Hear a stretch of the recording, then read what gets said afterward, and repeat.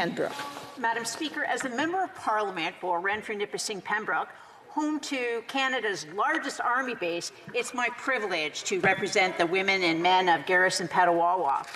My question to the Prime Minister was about providing protection from COVID-19 for soldiers being deployed overseas on Operation Assurance.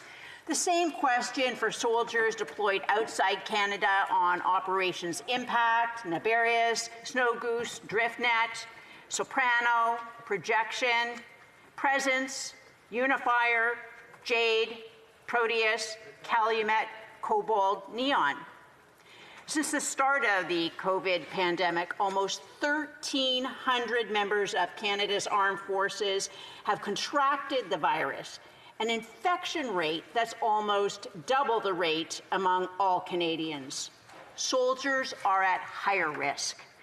The decision to deploy soldiers overseas without being vaccinated first is another bad decision by a Prime Minister with an abysmal record of making bad decisions when it comes to Canada's military. This vaccine policy failure of the Prime Minister and his government is similar to his failure to deal with sexual harassment in the military. That failure can be traced to his treatment of women, like the reporter he groped. The subsequent order from the Prime Minister to scavenge a vaccine from the country where the soldiers are being sent is beyond outrageous.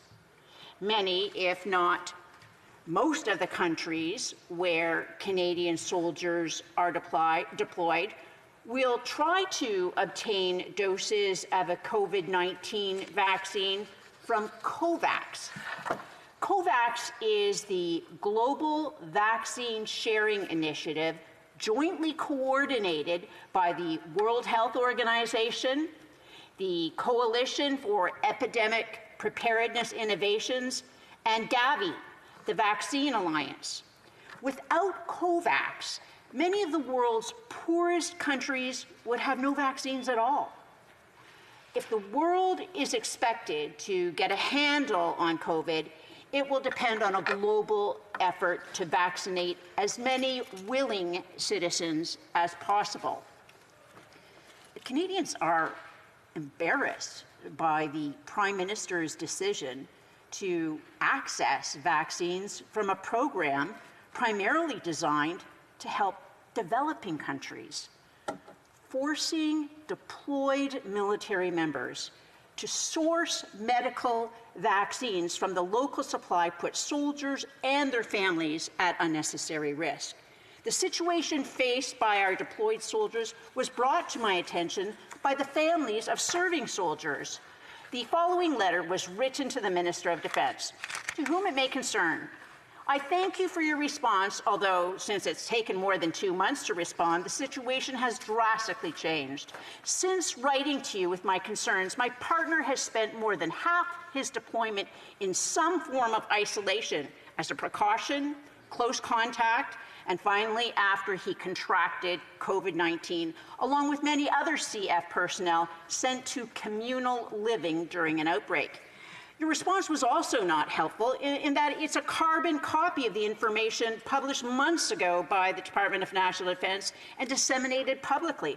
I'm an intelligent person who can read the news. My issue is not one of being uninformed, but of bringing attention to a policy that puts our Canadians... Unfortunately, the honourable member's time is up, but she'll have time during on her rebuttal.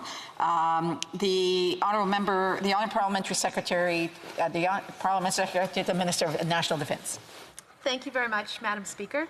And I would just begin regarding my honourable member opposite cited a figure in terms of the numbers of COVID-19 within the Canadian Armed Forces, and the figure that she cited is nowhere near accurate. And in fact, the number is much lower within the Canadian Armed Forces than it is in the general population.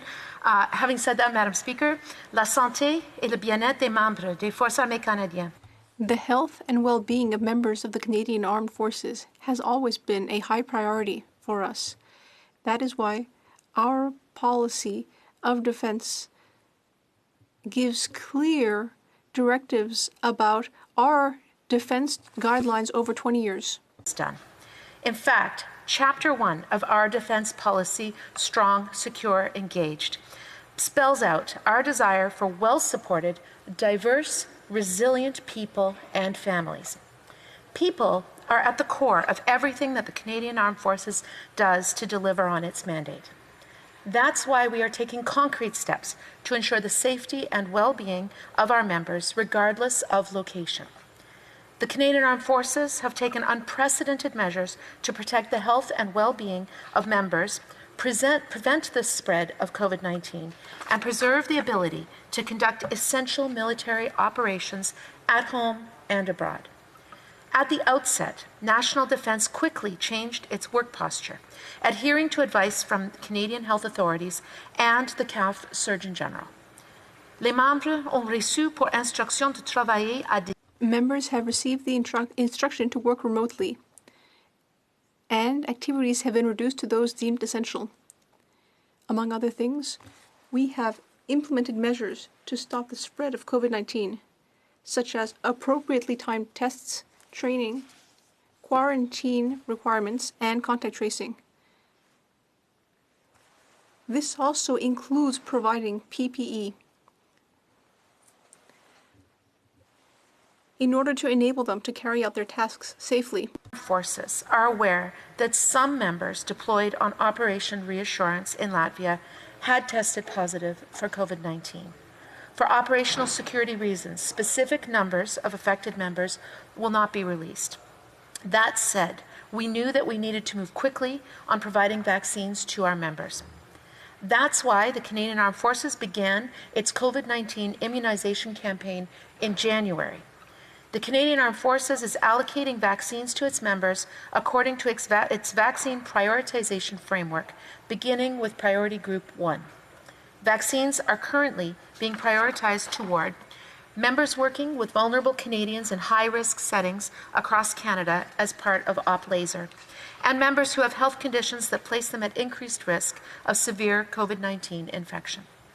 The CAF will receive additional doses in the coming weeks, and over the course of the next 3 months, we are planning to receive 150,000 doses of vaccine. We continue to work hard to administer the vaccine to the Canadian Armed Forces members posted outside Canada. La Défense nationale continuera de protéger la santé. National Defence will continue to protect its members' health and will continue to conserve its capacity to carry out operations domestically and abroad. Thank you. For Renfrew-Nipissing-Pembroke? Continuing the letter, my issue is not one of being uninformed, but of bringing attention to a policy that puts our Canadian soldiers in an impossible situation of being deployed and being exposed to COVID-19 with little protection. Vaccines have been available to CF personnel serving in Canada as well as Canadian citizens for months now. I do not see the value in vaccinating soldiers at home with chronic diseases who are living and working from home in green zones versus vaccinating soldiers we're asking to defend our country and sending them into a known outbreak in communal living. COVID-19, as you are aware, can have serious lifelong complications. It's my hope that none of the soldiers currently sent overseas to defend our country has to experience health issues because their government was too short-sighted to amend a policy that puts them at risk. And that's the end of the letter, Madam Chair. As of today, Canadian soldiers serving in Operation Reassurance have still not been vaccinated for COVID-19.